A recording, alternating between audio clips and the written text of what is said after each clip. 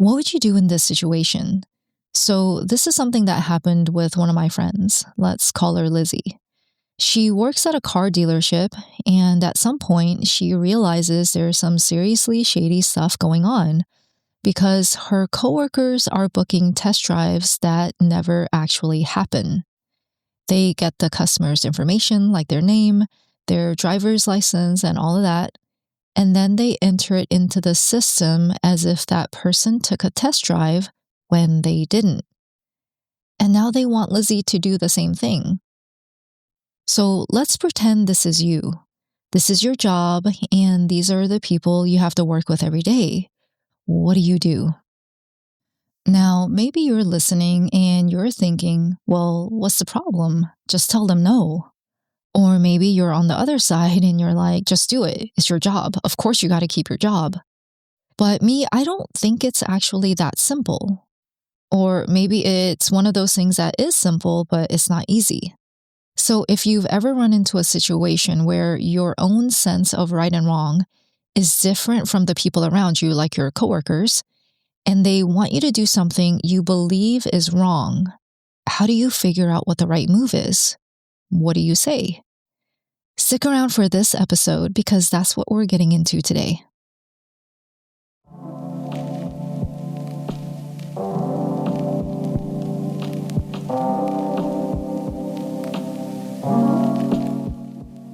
You're listening to This Is How You Think, the show that remodels your mindset. I'm your host, Jewel Kim. Let's dive in. Okay, the show intro just played, so you've had a little bit of time here to think about what you would do. So do you have your answer? And maybe you're thinking this is stupid easy, which maybe it is. But now I'm going to give you another piece of information. It turns out there's a team sales quota. So the team has to log something like 100 test drives every week. And the salespeople at the dealership can't hit the quota without fudging the numbers, which is why they're logging these fake test drives.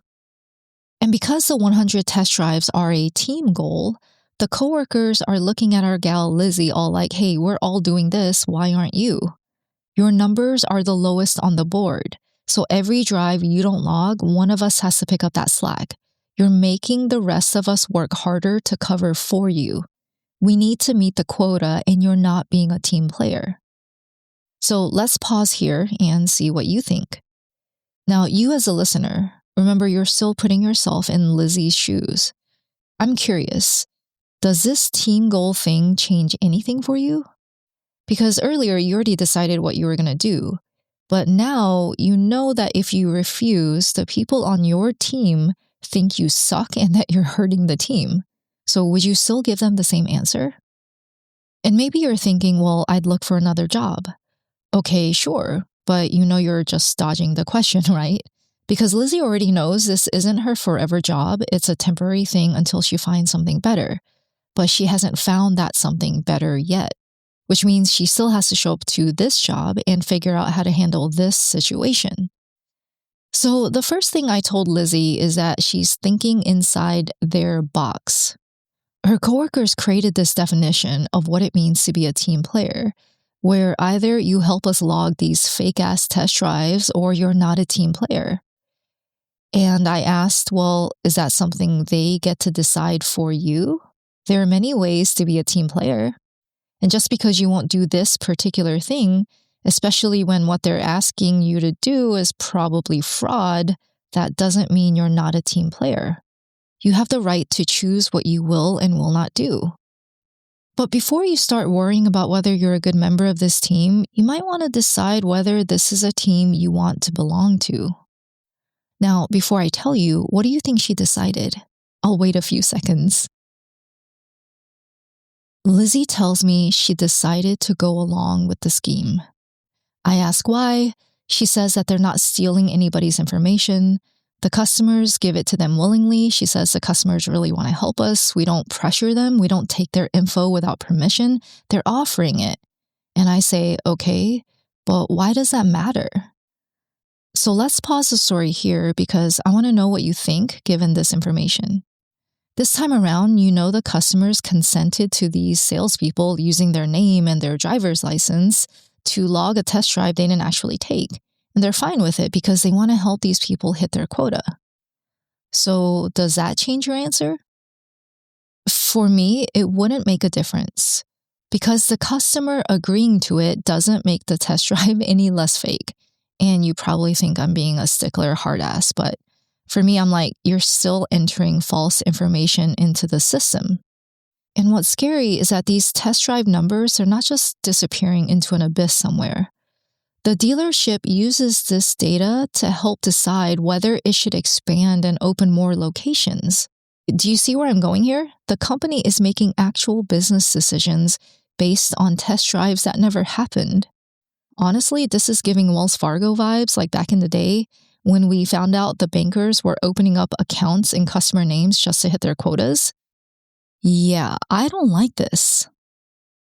So with Lizzie, I'm like, you told me you consider this to be wrong, but now you're saying stuff like the customers don't mind, everybody else is doing it.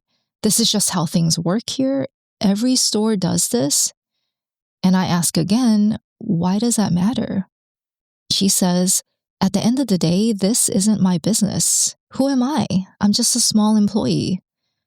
I'm over here thinking, just a small employee? Hi, hello.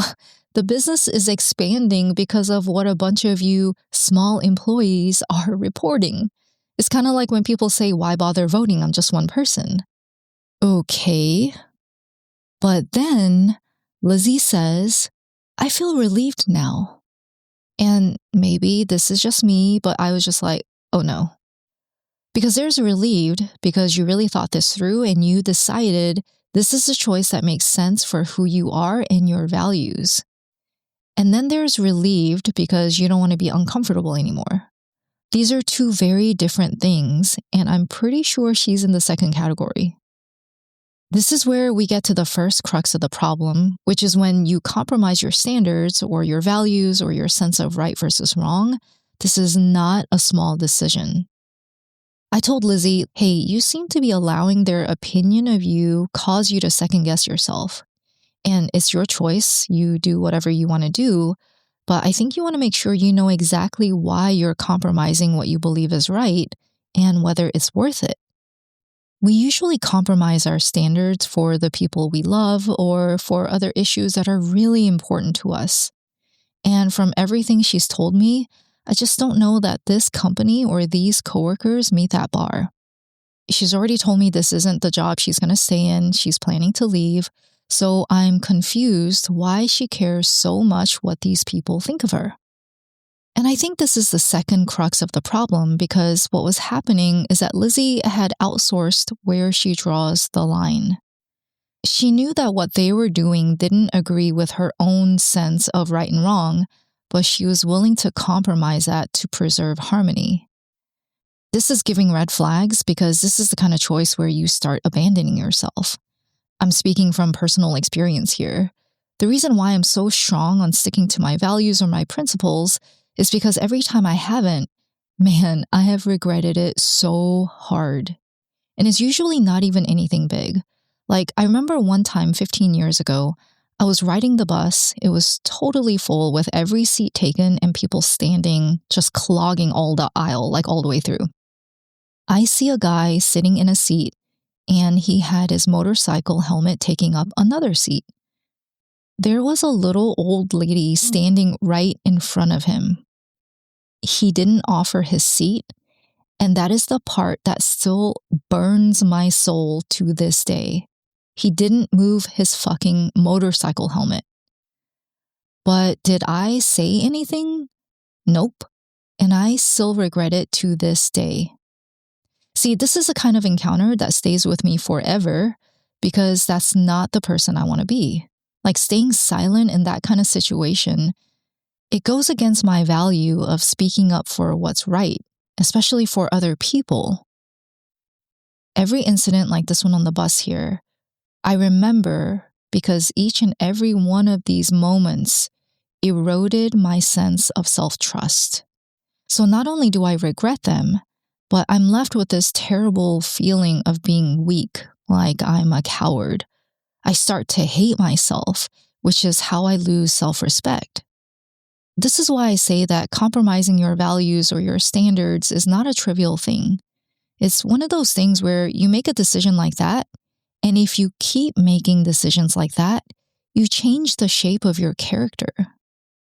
Now, I don't want this to feel all scary and heavy and intense, but I do think it's a reminder that when you feel that conflicted in any situation, that's probably your cue to take a beat and think about what's going on and what is making this so hard for you. Like if we look at Lizzie, she did not want to participate in something she thought was clearly wrong, to her anyway. But she also valued helping people and harmony in her work relationships, which I don't blame her for. The problem is when you have a conflict of values like this, if you can't find some middle ground, then you have to choose which one takes priority. And what makes this harder is that there's no objective right or wrong standard here, only what's right and wrong for you. Now, quick side note here. I want to point out something that people confuse all the time, which is what's right versus what's legal, because they're not always the same thing. Sometimes your sense of what's right will say one thing, but the law isn't on your side. So just remember that you get to draw the line on what's right wherever you want, but you don't get to change the legal consequences, and that is a real thing. Hopefully, I'm showing you that what's right and wrong isn't objectively or universally true, like Lizzie's coworkers at the car dealership. You know, they're not losing sleep over this because they believe that what they're doing is right. So going back to conflicting values, there are people who are going to value their friendships over everything else. They're the kind of person where they're going to be the getaway driver if their friend wants to rob a bank. On my side, I value honesty and bravery pretty much over everything else, which is why I can't stand it when I allow my fears to keep me from doing what I really want to do. The point is, every choice or decision you make is yours and no one else's. I believe you want to be really careful about letting other people tell you what right and wrong is, because you're the only one who can draw the line for you, and you're the only one who knows what that line is and where you should put it.